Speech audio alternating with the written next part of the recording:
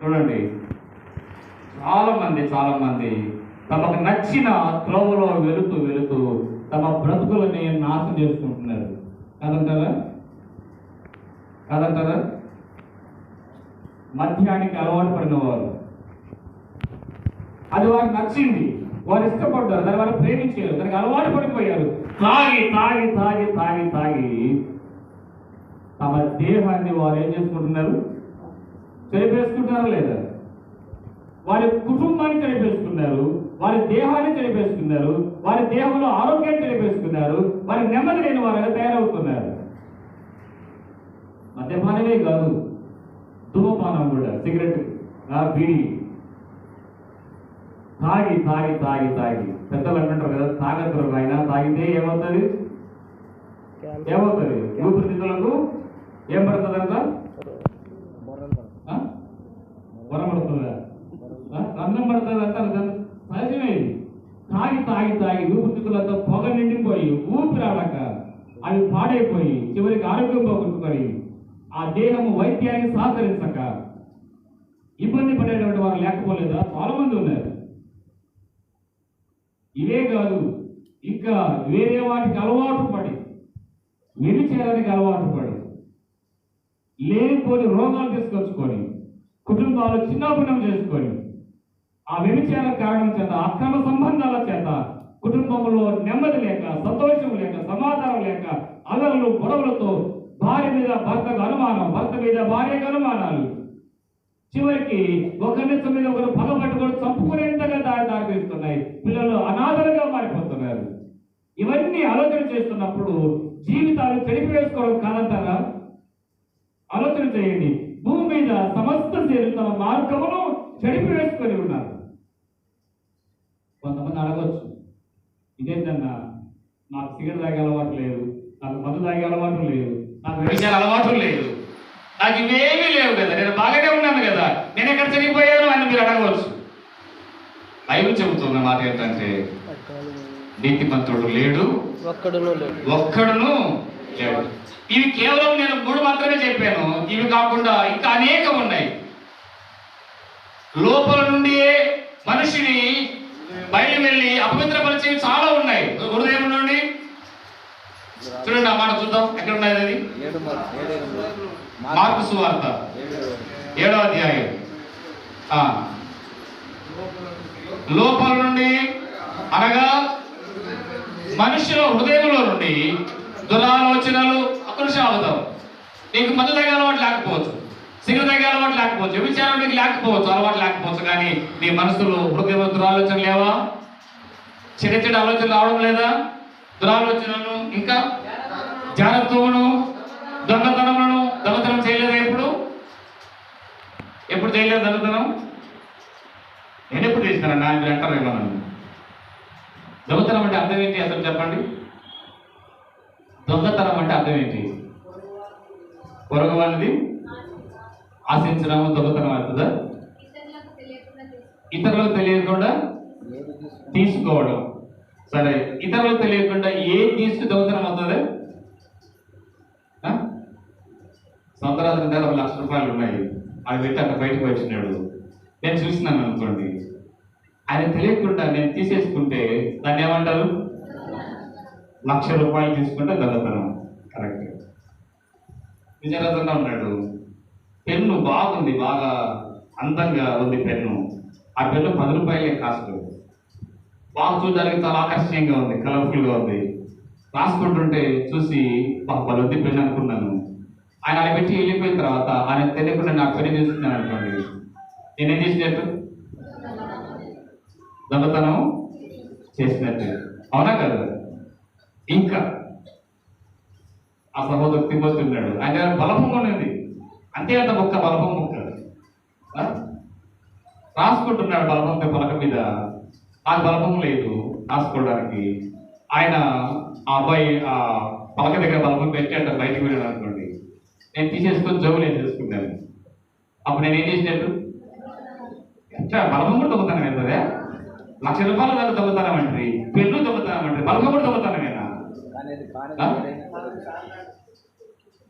నరక పొల్ల తీసుకున్నా తెలియకుండా దాన్ని దొంగతనమే అంటారు. ఇప్పుడు చెప్పండి, చిన్నప్పటి నుండి ఇప్పటి వరకు మనకి ఎన్ని వయసు ఉంది, ఎన్ని సంవత్సరాలు ఉంది, ఇప్పటి వరకు ఎప్పుడే కానీ ఎవరు తెలియకుండా ఏది తీసుకోలేదా? మనం తీసుకోలేదా? తీసుకున్నావా? తీసుకోలేదా? తీసుకునేవాడు మనం ఏమైనట్టు లెక్క? దొంగలం కాదంటారా? మన దొంగలం అయితే మనం పాపం చేసేటట్టు కాదంటారా? తర్వాత ఇంకా ఏమన్నాడు? దొంగతనములను, నరహత్యలు అంటే మనుషుల్ని చంపడం, కథ తీసుకొని పొడవడము అని అనుకుంటున్నారా మీరు? ఏమైనా నేను ఎప్పుడు ఎవరిని చంపలేదన్నా కథ తీసుకొని, నేను ఎవరికి ఏమి పాయిజన్ ఇచ్చి నేను చంపలేదన్నా మీరు అనుకుంటుండవచ్చు. కానీ ఒక్కొక్కసారి మీరు మాట్లాడే మాటలు ఉంటాయి చూడండి, ఆ మాటలు వారి హృదయాన్ని గుచ్చినప్పుడు వారు తట్టుకోలేక వారు చనిపోతే, ఆత్మహత్య చనిపోతే దానికి కారణం ఎవరంటారు? పోలీసులు ఎంక్వైరీ చేసినారు. ఎందుకు చనిపోయాడంటే, ఇదిగో పలానా సహోదరి తిట్టినప్పుడు తట్టుకోలేక పోయి ఉరేస్తున్నాడంటే అప్పుడు అరెస్ట్ చేసేది ఎవరిని? తిట్టిన వాళ్ళని పట్టుకోరా? నీ వల్లనే ఆయన చనిపోయాడు అని అన్నప్పుడు అర్థం ఏంటి? నువ్వేం చేసినట్టు కాదా? నేను ఎప్పుడు చనిపోయినాను అనుకోవచ్చేమో, కానీ నీ మాటలే వారిని చంపుతున్నాయి. మాట్లాడలేదు ఇలాంటి మాటలు, పిల్లలు మొదలుకొని పెద్దల వరకు ఇలాంటి మాటలు మాట్లాడుతూనే ఉంటారు. ఇంకా చూడండి ఏమన్నారు? వ్యభిచారములను, లోభములను. లోభం అంటే పిసినితనం, పిసినారు అన్నాడు. చూడండి, కాకి కూడా భిక్ష పెట్టాడు కొంతమందిని. కాకి కూడా భిక్ష పెట్టాలంటే చేతికి మెతుకులు ఉంటాయి. కాకి వచ్చింది అనుకోండి, దాని ఇదిగిరి చేతి ఇదిరిస్తే ఏమవుతుంది? మెతుకులు పోయి కాకి పడతాయి అన్నట్టుగా కాకి కూడా భిక్ష పెట్టాలంటారు. పిసినితనం అంటే పిసినారితనం, లోపితనం. మీరు అనుకోవచ్చు నేనెప్పుడు పిసినారితనంగా ఉన్నానని. లేఖనాల ప్రకారం మనం చూస్తే మన ఇరుగు పొరుగు వారు కానీ, మన సహోదరులు కానీ అక్కరలో ఉండినప్పుడు, మన దగ్గర వారి అక్కర తీర్చగలటువంటి సామర్థ్యం మనకు ఉన్నప్పుడు, మనం వాటిని ఇవ్వకపోతే మనం ఏమైనట్లు లెక్క?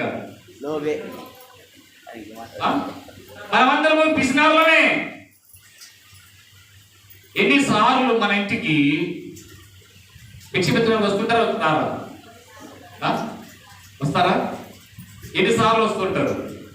వచ్చిన ప్రతిసారి మనం ఇస్తా ఉంటామా?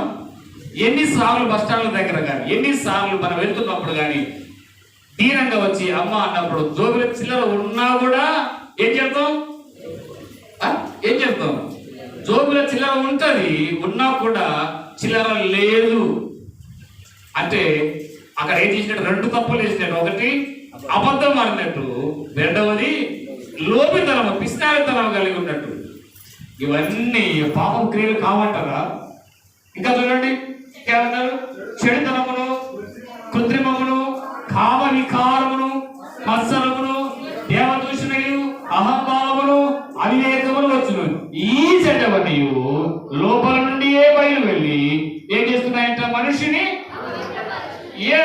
ఈ లక్షణాలన్నిటి వలన మానవుడు ఏమవుతున్నాడు అని అంటే, మానవుడు చెడిపోతున్నాడు, మానవుడు అపవిత్రుడవుతున్నాడు, మానవుడు ఈ లక్షణాల వలన పాపిగా నిలబడుతున్నాడు అని చెప్పాలి మనం. అందుకే కీర్తనాకారుడు అంటాడు, నా తల్లి నన్ను పాపములోనే గర్భము ధరించాను. చిన్న పిల్లలు మొదలుకొని పెద్దల వరకు కూడా ఏ భేదము లేదు. బైబిల్ చెప్తున్న మాట అదే కదా, ఏ భేదము లేదు. అందరూ ఏకముగా త్రోవ తప్పి పనికి మానవారు. చిన్నపిల్లలకు ఎవరు ట్రైనింగ్ ఇస్తున్నారు అబద్ధం ఆడవని? ఇస్తున్నారా?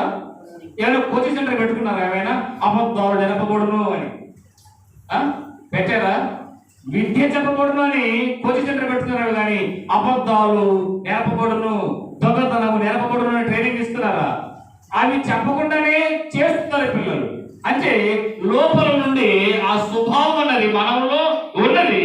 అందువలననే ఏ భేదము లేకుండా చిన్నపిల్లలు మొదలుకొని వృద్ధుల వరకు ఏ భేదము లేకుండా, ప్రాంతీయ భేదము లేకుండా, రంగు భేదము లేకుండా, వయోభేదము లేకుండా, వర్ణ భేదము లేకుండా అందరూ కూడా ఏకముగా త్రోవ తప్పి పనికి మాలిన వారైంది. నీతిమంతుడు లేడు, ఒక్కడు లేడు. మహిమను వారు పొందలేకపోతున్నారన్న మాట మనం చూస్తా ఉన్నాం.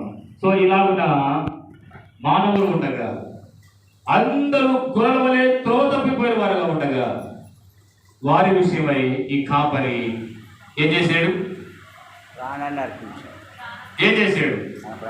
యెషయా గ్రంథం 53వ అధ్యాయం చూడండి.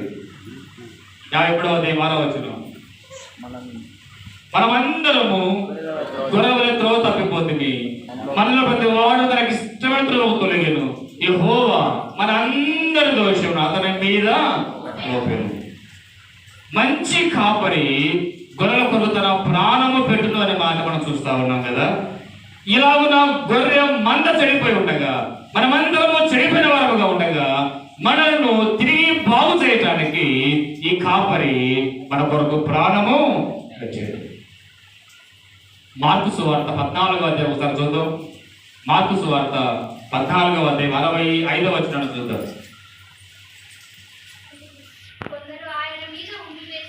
కొందరు ఆయన మీద ఉమ్మి వేసి ఆయన ముఖమునకు ముసుగు వేసి ఆయనను గుర్తుచు ప్రవచించుమని ఆయనతో చెప్పసాగిరి. భట్రోతులను ఆయన అరచేతులతో కొట్టి పట్టుకొనరి.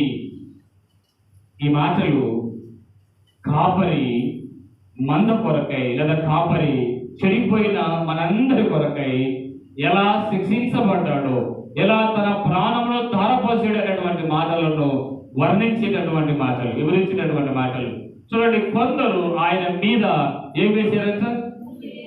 ఉమ్మి వేశారు. ఎవరి మీద ఉమ్మి వేశారు? గొప్ప కాపరి మీద, ప్రధాన కాపరి మీద, ఆత్మల కాపరి మీద, ఈ మంచి కాపరి మీద, ఏ నేరము చేయని కాపరి మీద, ఏ కల్మషము లేని కాపరి మీద, ఏ పాపము చేయని కాపరి మీద. బైబిల్ చెబుతుంది కదా, ఆయన ఏ నేరము చేయలేదు, ఆయనలో ఏ పాపము లేదు, ఆయన పాపము చేయడు, పాపము ఎరుగుడు, పాపము చేయలేదు. ఆయన పరిశుద్ధుడు, పరిశుద్ధుడు, పరిశుద్ధుడు అని మాటలు లేఖనాల్లో మనం చూస్తా ఉన్నాం. ఇంతటి పరిశుద్ధుడి మీద ఏం వేశారు? ఉమ్మి వేశారు. కారణం చెడిపోయినటువంటి మన కొరకై ఆ కాపరి తన ప్రాణం పెట్టడానికి వచ్చాడు కనుక ఆయన మీద ఉమ్మి వేసి ఏం చేశారంటే చూడండి, ఆయన ముఖమునకు ముసుగు వేసి ఆయన గుద్దుతూ ప్రవచించుమని ఆయనతో చెప్పసాగేది. ఈ సందర్భాన్ని చూస్తున్నప్పుడు చిన్నప్పుడు మనం ఆడుకున్న ఆట జ్ఞాపకానికి వస్తుంది. చిన్నప్పుడు మనం ఆడుకున్న ఆటలు జ్ఞాపకం వస్తుంది. చిన్నప్పుడు పిల్లలు రౌండ్గా కూర్చొని దొంగ అయినటువంటి ఆ పిల్లలు ఏం చేస్తారంటే వంగబెట్టి టపటపటపా గుద్దుతారు పైన. కనుక్కోమంటారు, ఏం కనుక్కోవాలి? ఫస్ట్ గుర్తుంది ఎవరో కనుక్కోవాలి. అట్లా కనుక్కుంటే మీరు తప్పుతారు, దొరికిపోయినవాడు దొంగ అవుతాడు. ఈయన ముఖానికి ముసుగు వేసి ఆయన గుర్తుతూ ప్రవచించమంటున్నారు. అంటే అర్థమేంటి? ఎవడు గుర్తున్నాడో కనుక్కో, నువ్వు దేవుని కుమారుడు కదా, నువ్వు దేవుడివి కదా, నువ్వు ప్రవచించావు కదా, నువ్వు చెప్పగలవు కదా, నీకు ఆ జ్ఞానం ఉంది కదా, నీకు ఆ సామర్థ్యం ఉంది కదా, చెప్పుకో చూద్దాం అన్నట్టుగా ఆయన ముఖానికి ముసుగు వేసి ఆయన గుర్తుతూ ఆయన అవహేళన చేస్తున్నట్టుగా మనం చూస్తా ఉన్నాం. ప్రవచించుమని ఆయనతో చెప్పసాగి భట్రోతులను ఆయన అరచేతులతో కొట్టి పట్టుకున్నది. భట్రోతులు సైతం ఆయనను అరచేతులతో కొట్టినట్టుగా మనం చూస్తాం. లేఖనాలు మనం చూస్తే ఆయన పొందిన మరణం, ఆయన శిలువ మరణం, నిజానికి ఆయనను తీర్పు తెచ్చినటువంటి రాజు సైతం చెప్పినటువంటి మాట, ఇందులోని ఏ దోషము కనుగొనలేకపోయాను. ఎందుకు ఇతనికి చంపాలనుకుంటున్నారు? ఏ నేరం చేయలేదు కదా అని అన్నప్పుడు వారు దొంగిగా చెప్పిన మాట, ఆయన సిలువ వేయాలి, సిలువ వేయాలి, సిలువ వేయాలి. చివరికి వారిని సంతోషపెట్టాలన్న కారణంతో వారిని అప్పగించేశారు. అత్యంత దారుణంగా ఆయన హింసించారు. ఆ మంచి కాపరిని, ఆ గొప్ప కాపరిని, ఆ ప్రధాన కాపరిని, ఆ ఆత్మల కాపరిని అరికాలు మొదలుకొని నడినెత్తి వరకు గాయాలతో నింపివేశారు. ముఖం మీద ఉమ్మేశారు. ముఖానికి ముసుగు తొడిగి పిడుగులతో దేహాన్ని గుద్దారు. అంత మాత్రం అందరితో ఆగకుండా ఆయన దేహాన్ని కొరడా దెబ్బలకు అప్పగించేశారు. నిలువేళ కొరడగారి దేహాన్ని చీల్చివేశారు. చేతులలో పాదాలలో శిలువ ప్రాణం మీద ఏం కొట్టారు? చీటలు కొట్టారు. తల మీద ములకిరీటం పెట్టబడింది. ఎండ సెగలు, సూర్యుడి కిరణాలు ఆ గాయత్రి ఆ దేహాన్ని కాలుస్తూ ఉండగా పక్కకు తిరగడానికి